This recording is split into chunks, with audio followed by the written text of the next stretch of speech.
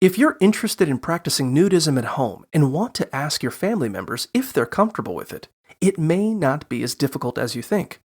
Start by opening up a dialogue about nudity and ask for permission to be naked.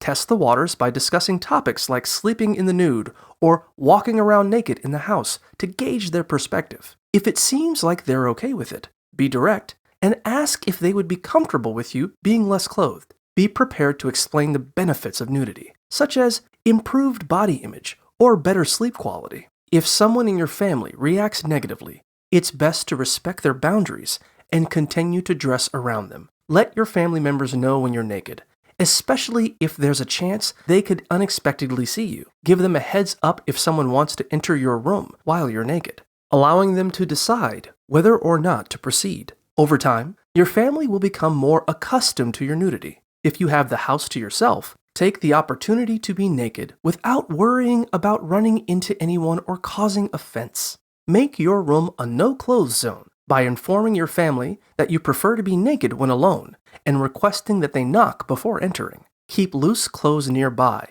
in case you need to quickly get dressed. Be open and communicate with your family about why nudity makes you more comfortable, emphasizing that you respect their choices and they should be considerate of yours.